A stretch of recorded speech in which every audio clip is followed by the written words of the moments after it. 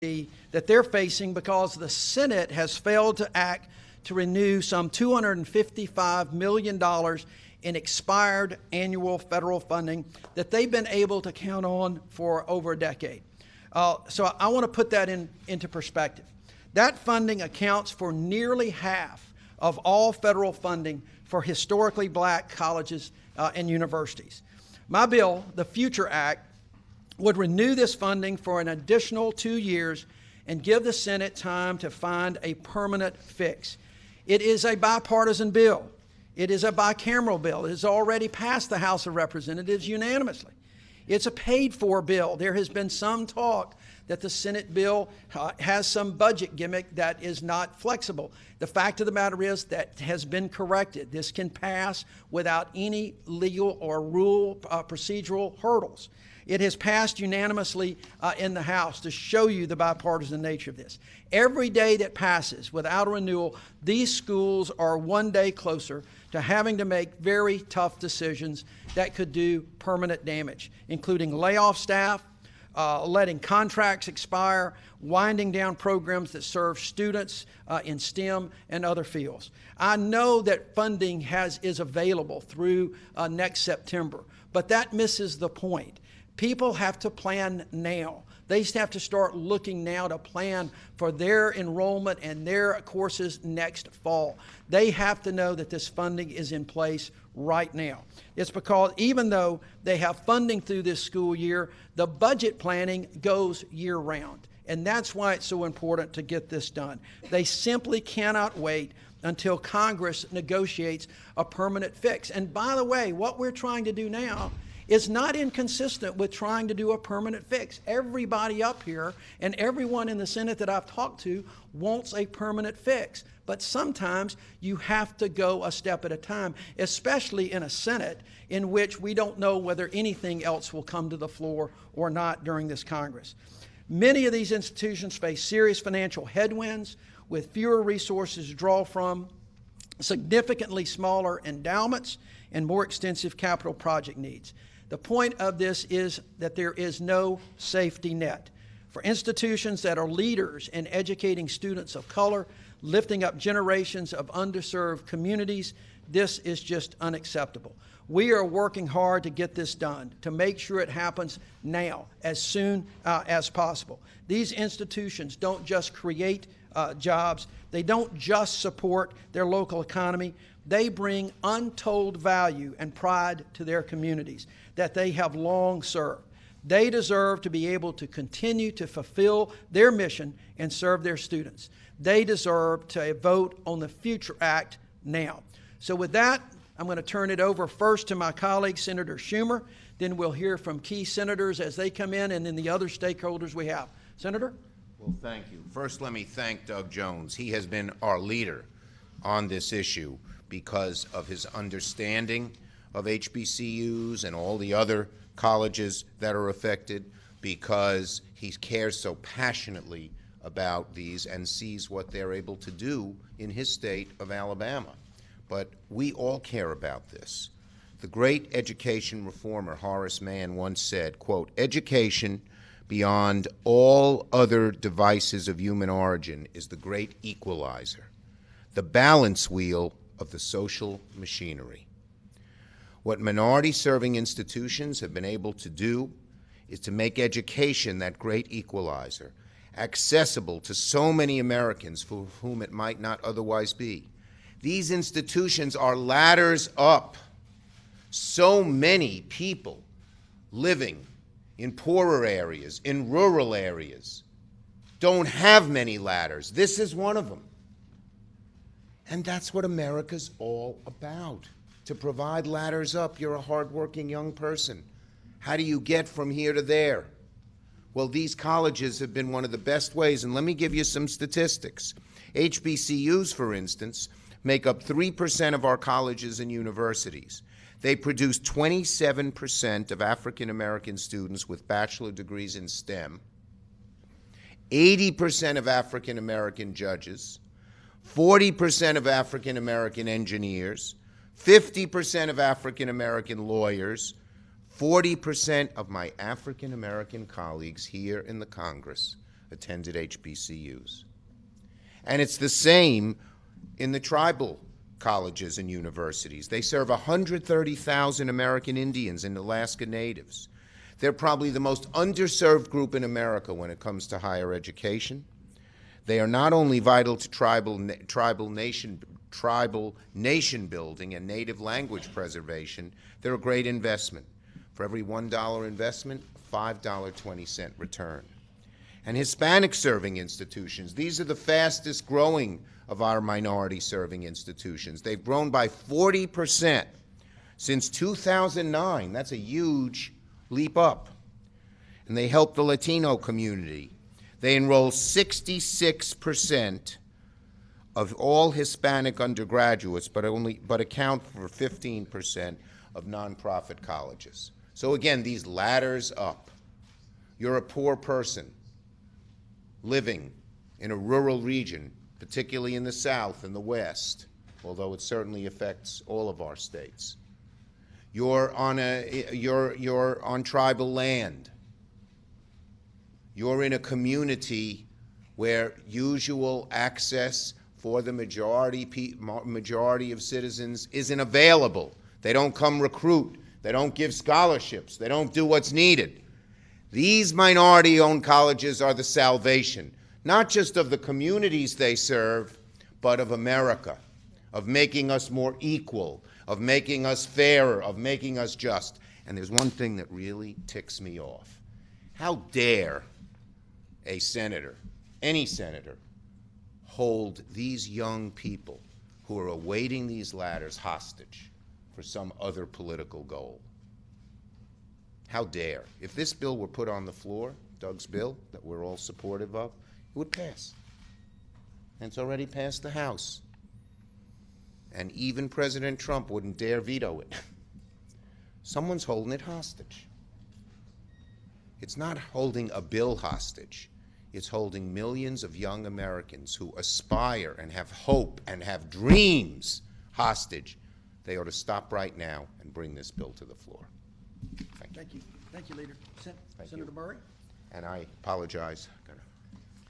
All right. Thank you, Senator Schumer. And I really want to thank Senator Jones. And as you can see, a number of senators who are here supporting this and advocating, everyone really appreciate it.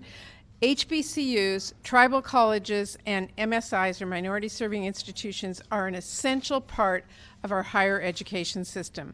These institutions serve about 6 million undergraduate students, a large majority of whom are students of color. Now, as you heard, funding for MSIs lapsed 50 days ago, and universities across this country are feeling the impact of this each and every day now. If we do not restore this funding before the end of this year, these colleges and universities will likely face a $255 million shortfall. To be clear, many HBCUs and MSIs are under-resourced. They do not have the flexibility to operate in the red. For those institutions, that means eliminating jobs, it means cutting programs, and reducing support services for their students. And to be clear, these risks will become more real and more urgent, not because the House hasn't acted, it has. Not because there isn't bipartisan support, there is a lot of it. We just need this bill to come up for a vote in the Senate so we can send it to the President's desk. This should be simple. We should pass the Future Act now, and then we can get back to the critical work of passing a comprehensive higher education bill that addresses affordability and accessibility and accountability and campus safety, and includes a permanent funding solution for these minority-serving institutions. I think every single senator would say they care about ensuring our students are prepared to succeed and compete in today's economy, and that exposing millions of students in hundreds of classes to massive uncertainty just out of inaction or political gamesmanship is no way to govern. I think so, and I think everyone here today agrees. So we are here to make the case. We're going to keep making the case and keep pushing our colleagues to listen. There are nearly 6 million students nationwide and institutions of truly invaluable historic significance to our country waiting for Congress, waiting for the Senate to do the right thing, and we should not delay any longer. This is too critical. So again, thank you, Senator Jones, for leading this effort. Thank you to all of our colleagues and everyone here who's helping us with this. And I turn it over to Senator Cardin. Let me first thank Senator Jones for his incredible leadership on the Future Act. He's been our champion, recognizing how important this is, not just to his state, but to our nation. I also want to thank my colleagues that are here. This is, as Senator Murray said, a pretty simple situation. On October 1, the mandatory funding for historically black colleges and universities and minority-serving institutions expired. It is not controversial to make sure that funding continues. Democrats and Republicans agree that that needs to be done. So there's a simple way to make sure that funding continues, and that is to pass the Future Act that Senator Jones has brought forward. That's what we're here about. Yes, we need to reauthorize the Higher Education Act and deal with all the components of it, and it has not been done. And we're not going to get that done in the next week or two or month or two. It's going to take a little bit longer time to reconcile the differences in the Senate and the differences between the Senate and the House, and to make sure we can get a bill that's signed by the President. So that's going to take time, and that's understandable. We recognize that. We do want to see the permanent funding for the historic black colleges, universities, and minority-serving institutions, and make sure that continues. But that will come when we get through the final bill. In the meantime, as Senator Schumer said, don't hold these institutions hostage. And that's exactly what the Republicans are doing by objecting to passing the Future Act. What does it mean? It means that funding decisions such as staffing or improvements on campus or programs that require the predictability of knowing the funding is there cannot be done during this period of time.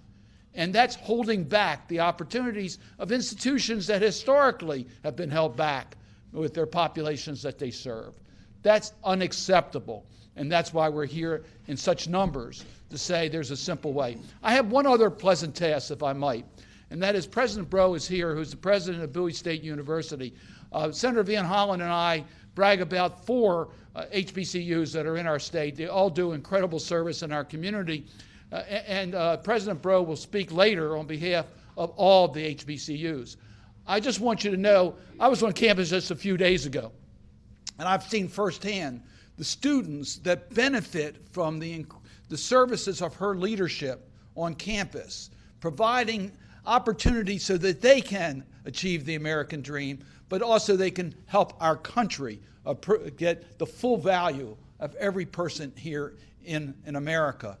One other thing, I was there to deal with business innovation, which is housed at Bowie State University, because President Breaux recognizes that HBCUs can be the mechanism to deal with the wealth disparity in America by creating entrepreneurship in minority communities. It's been her leadership and leadership that we see throughout our nation in HBCUs. That is why we're fighting to make sure they get the funding that they need. At this time, I'm going to yield to my colleague from Virginia, Senator Warner. Well, thank you, Ben. Thank you for that. And let me add my voice to the others in terms of saluting Senator Jones from Alabama for taking the lead in this effort. It is time for us to pass the Future Act. These institutions, minority-serving institutions, have been underfunded for decades. This issue is personal to me. Before I was governor, I had the opportunity to serve on the board of Virginia Union. And a little bit later, we're going to hear from Jalen, a student at Union. I know the quality of students that come out of our HBCUs. I was proud to start in the mid-1990s an initiative called the Virginia High Tech Partnership that brought students from all 5 of our HBCUs and placed them in internships in tech firms across Virginia. In fact, our effort for 20 years placed more students just out of Virginia than the whole combined UNCF effort. So I know firsthand the quality of students that come out of the HBCUs. We've got 5 HBCUs in Virginia.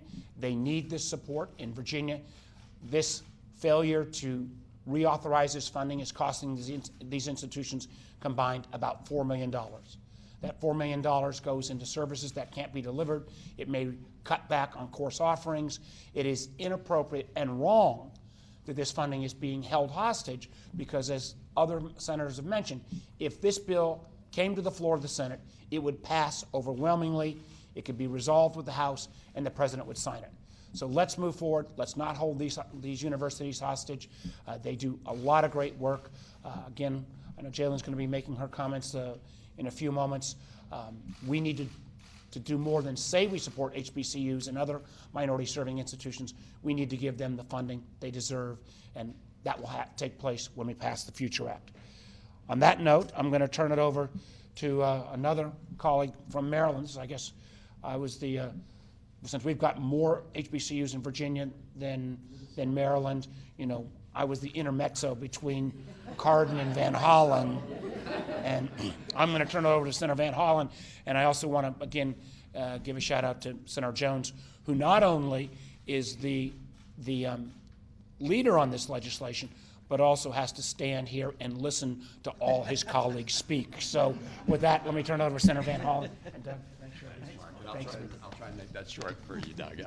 First of all, I want to start where Senator Warner left off, which is thanking Senator Jones for his leadership on this. He's been absolutely tenacious, so thank you, Doug. Senator Cardin introduced Dr. Breaux, and she's going to speak momentarily. I just want to thank her for an incredible leadership at Bowie State, which is one of 4 terrific HBCUs in the state of Maryland. Bottom line here is this should not be controversial.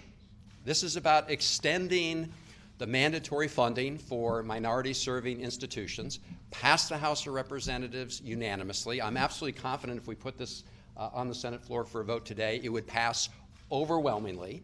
And so we have a simple question. Why are you holding it up? And we really haven't gotten a good answer. Like Senator Jones, I was on the floor of the Senate just about a week ago asking for unanimous consent to bring this bill up. There was an objection raised by somebody on the other side, and the reasons given were very fuzzy. But the bottom line is the best person and best people and best institutions to answer the question about whether or not this is causing harm and why it's important to do it right now are the representatives from minority-serving institutions themselves. No senator should be substituting his or her judgment about the negative impact this is having right now. And that's why it's great to have Dr. Breaux and representatives from other minority-serving institutions to be here today to point out that, yes, they're experiencing real harm. And I think that's why we're gathered here today, to hear from them directly with the support of our colleagues. So I want to thank everybody for working to pass the Future Act. No excuse. We should pass it now. Senator Menendez.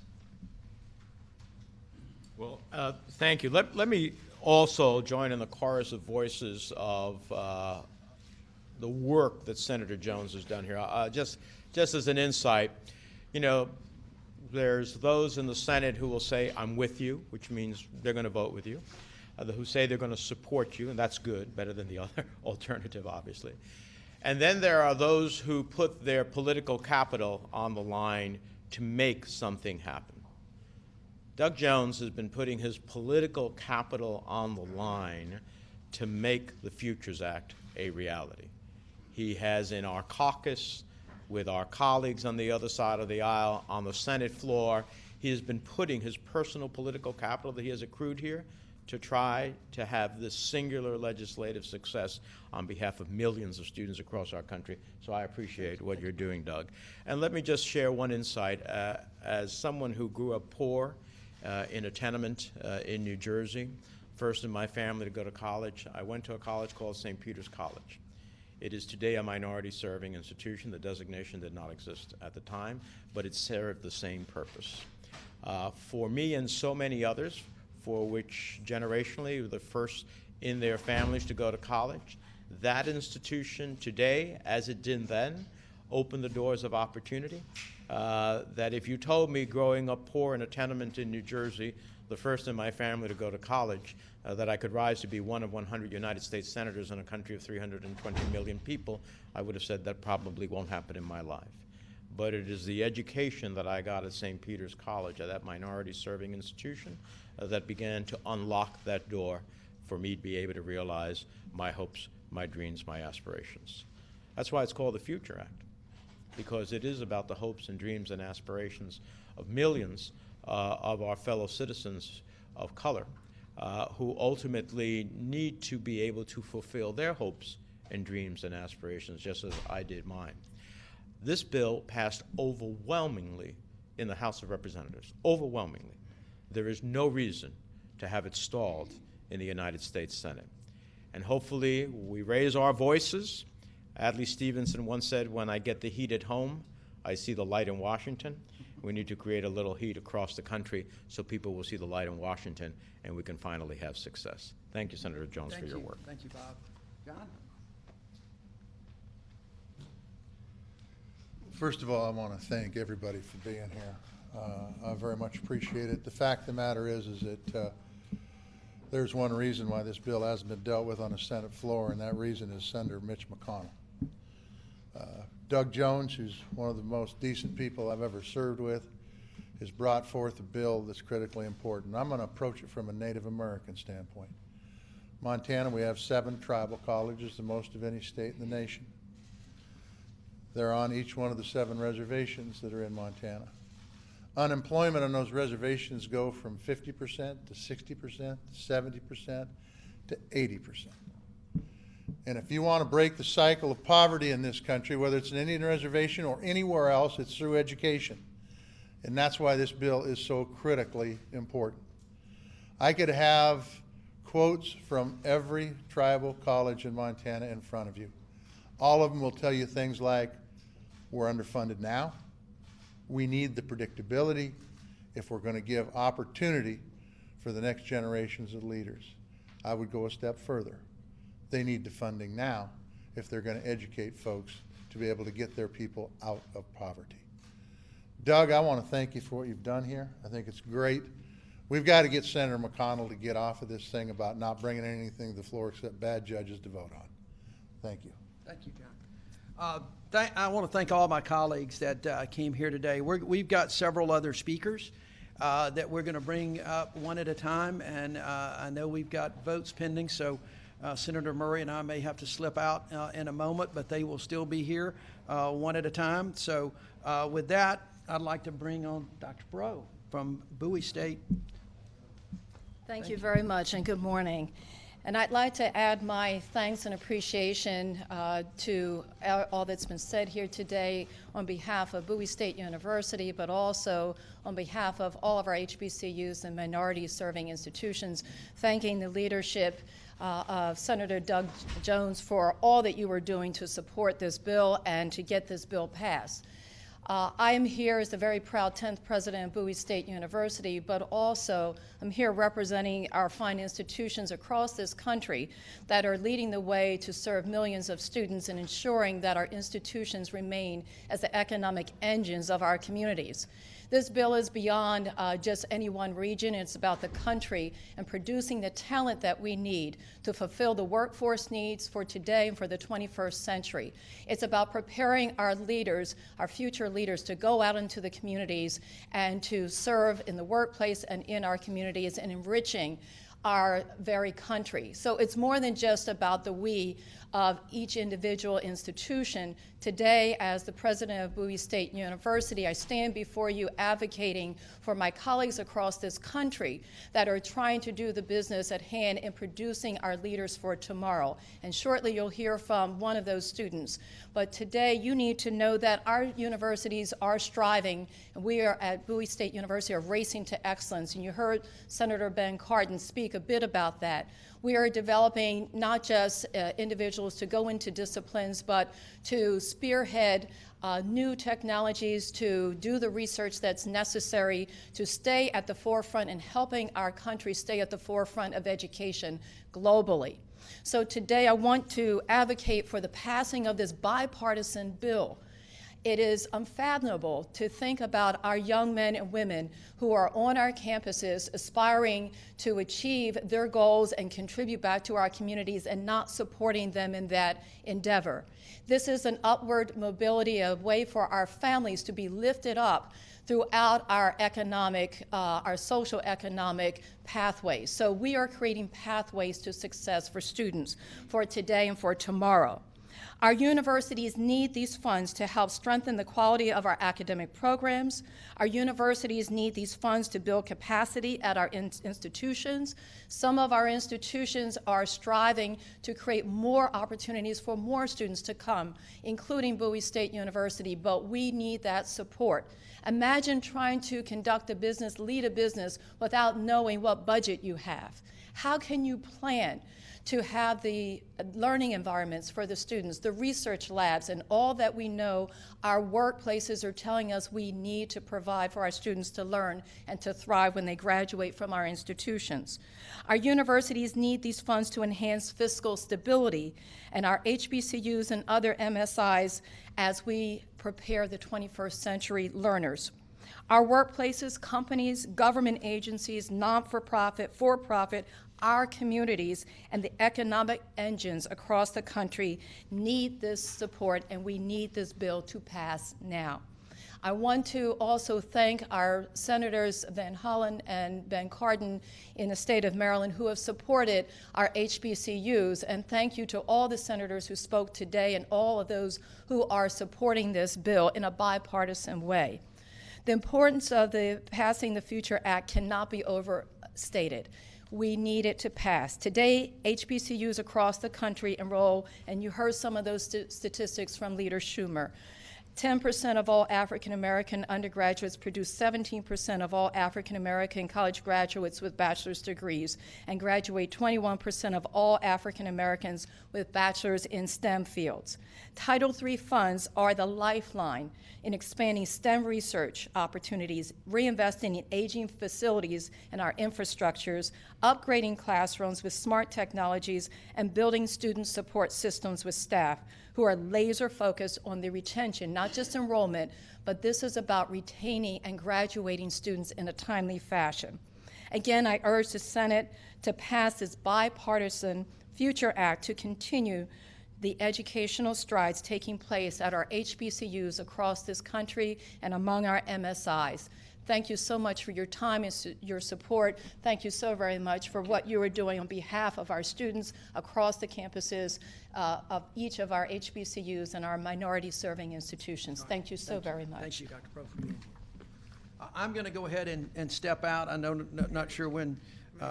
Okay, we're going to step out. We have several other speakers. Please stay. Their messages are so very important. So please stay. I apologize that Patty and I have to step out, but the messages from those people on the ground are so much more important than what you've heard so far with regard to the senators. It's the messages from the people that need these funds. So thank you all for coming, and we'll go next to Ms. Hodges. Thank you. Greetings. I am Jalen Hodges, a junior biology major at Virginia Union University, also known as VUU, where I currently have a 4.0 GPA and serve as the university's first ever elected student representative to the Board of Trustees. I am also the direct beneficiary of Title III funding, and in particular, mandatory funding found in the Title III, Part F of the Higher Education Act of 1965. When I arrived at my prestigious HBCU in fall of 2017, I entered the gateway into my future. During my first year, I conducted research in our neuroscience and chemistry laboratories, where I learned technical and analytical skills that are essential to my long-term academic and professional goals. In the classroom, I received my education with smartboard technology, allowing me and many of my colleagues to learn more efficiently.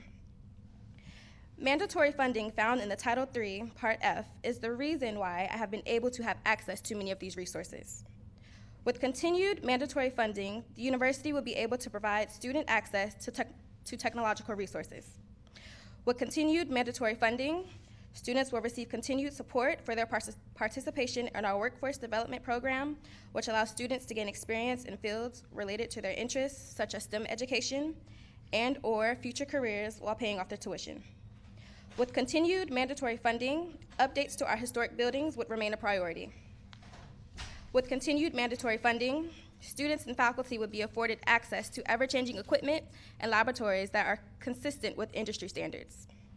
With continued mandatory funding, I would maintain the encouragement and support of many of my faculty and staff, as a percentage of these funds help to pay their salaries. It's because of VUU that I am a better version of myself, one who is confident and assured that the resources that have been afforded to me have prepared me for my graduate studies in medicine. Mandatory funding in Title III Part F has provided critical resources for HBCUs across the country. This funding goes to strengthening and expanding the technological infrastructure, bolstering teaching, learning, and research endeavors, as well as ensuring vital improvements and upgrades for the university's physical plant. Without this mandatory funding, VUU would not be able to achieve these things. It would not be able to continue to provide certain student support services. On behalf of the thousands of students who attend HBCUs, and VUU, who was recently identified by the Council of Independent Colleges as one of the top 10 producers of African Americans with a bachelorate degree who received a PhD in the biological sciences and a 155-year history of providing a bridge to intellectual freedom, Title III Part F funding has been an essential component to our growth and the worthy investment in the next generation of global leaders. Thank you.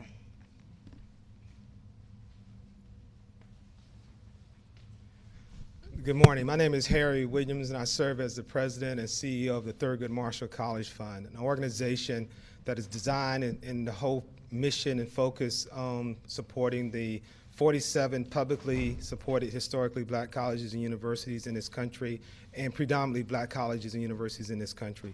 We have more than 300,000 students attending our HBCUs, and the time is now. Sense of urgency to get this done. We heard the senator said it's been 50 days when this bill expired in September 30th, and no action. I was very disappointed when I heard from the Senate that they didn't bring this to the floor.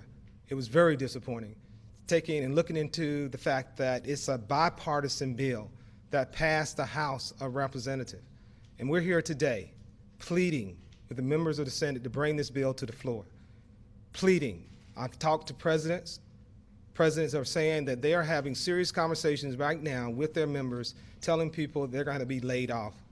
This is an economic bill. This impacts the community.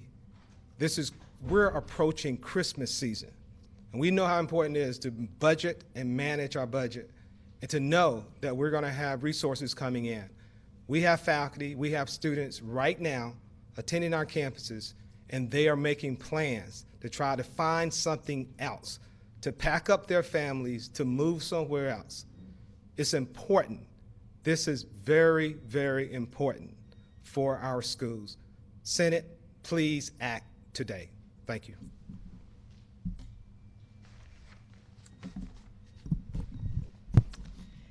Thank you. Good afternoon.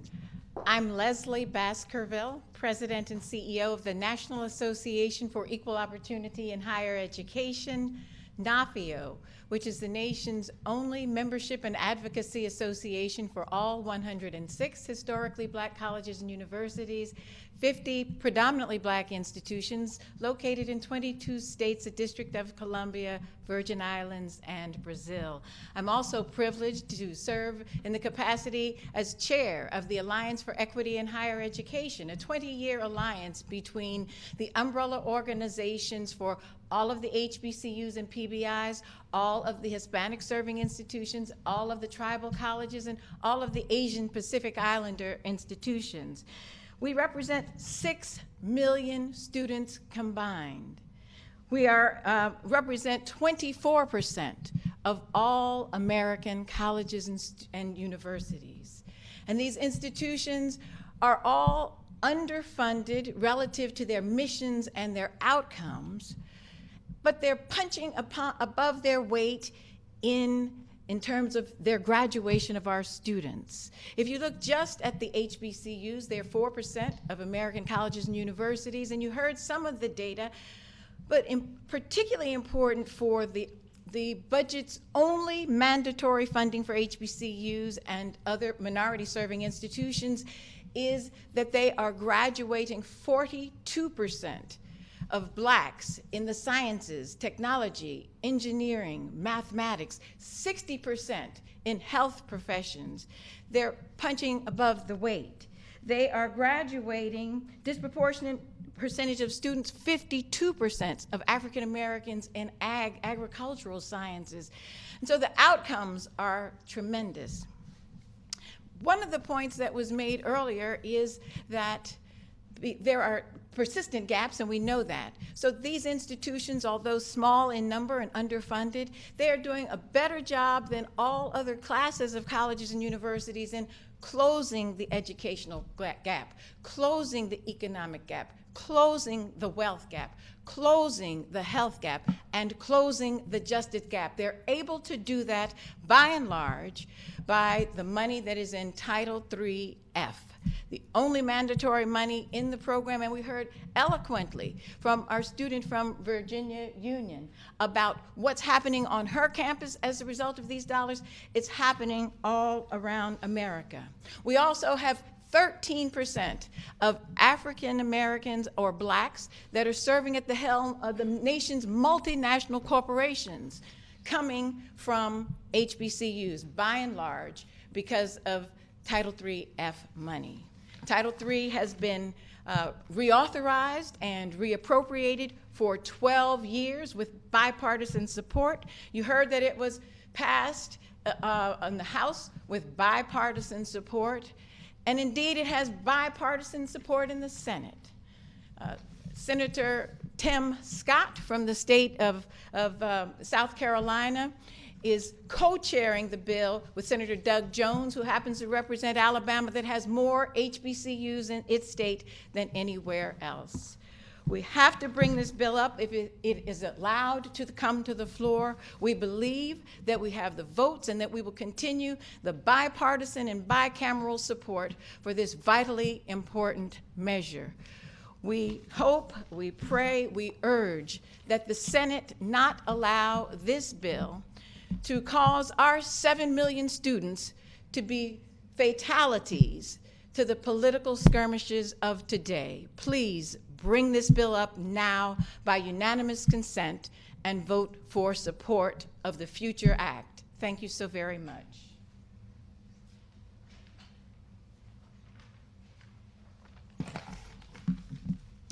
Good afternoon. My name is Patrice Satine, and I serve as the Director of Congressional and Federal Relations for the American Indian Higher Education Consortium, in short, AHEC.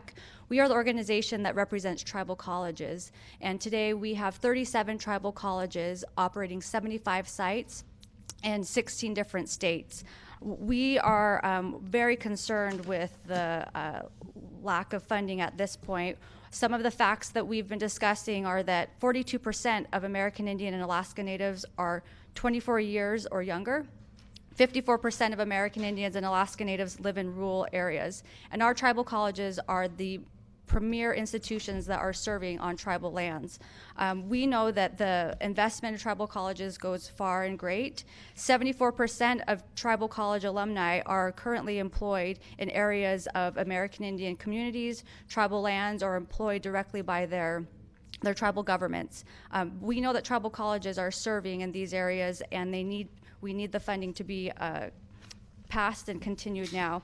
We have a quote here from our president of our board, AHEC. This is from President Yarlett, and he said, "As tribal colleges, we are deeply concerned. We need Congress to swiftly pass this bill for us to reassure our students and community members that courses and services are available in this coming fall." In closing, we just want to say that until the Future Act is passed, we are going to continue to jeopardize student completion and student success in our tribal lands. Thank you.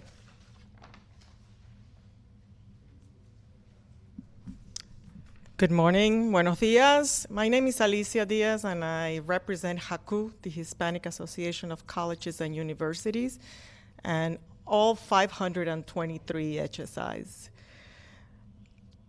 I have a message from our president, Dr. Antonio Flores, that I would like to share with you, if you allow me. But first, I'd like to say thank you, as it has been said, to Senator Jones for his leadership, and to all the senators not only those who were here a few minutes ago, but to all the senators who have been supportive of the passage of the Future Act.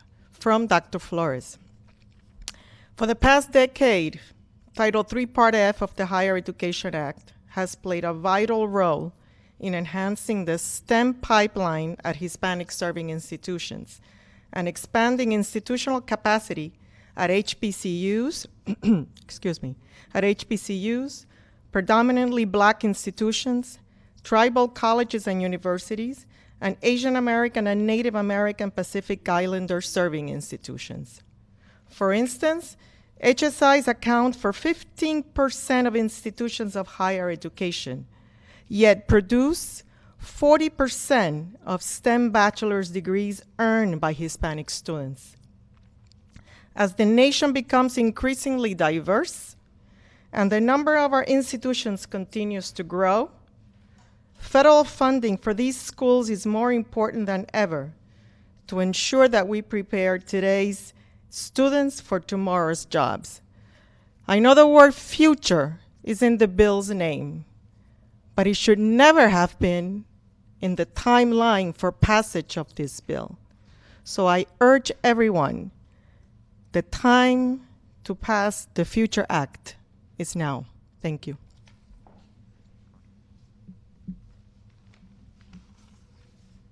Well, good afternoon to everyone. My name is Rodriguez Murray. I'm Senior Vice President for Public Policy and Government Affairs at the United Negro College Fund, UNCF.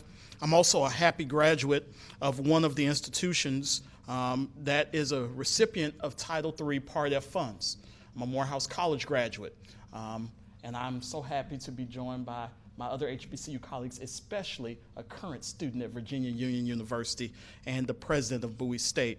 I want to thank Senator Jones and all senators on a bipartisan basis who have gotten the Future Act to the point that it is now. But as everyone has said, the time to pass the Future Act is now. What has happened on HBCU campuses as a result of Title III Part F funds? HBCUs comprise 9% of all four-year institutions. They enroll 24% of all Black undergrads. They award 26% of the bachelor's degrees earned by African American students, but they award 32% of the STEM degrees earned by African Americans. 32%. That's because of the last decade plus of Title III Part F funds. We put those statistics at risk with the actions or the inactions of the Senate. And if you want to know how important this is, we've mentioned certain senators that are holding this up. Let's look at the state of Tennessee. American Baptist College, Fisk University, Lane College, Lemoyne-Owen. When you put those HBCUs together, they have $2.345 million at stake from Tennessee. There are schools in Tennessee that are at risk right now. We must move swiftly to make sure the schools and the students impacted by Title III Part F receive this funding. And UNCF has been joined by others. We've begun a first-of-its-kind digital campaign to help make that happen.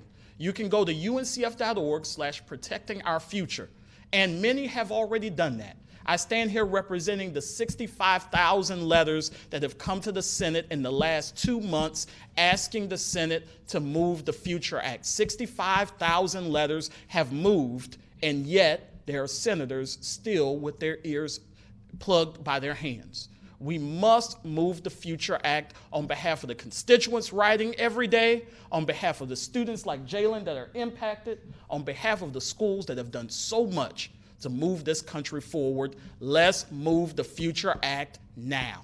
Thank you.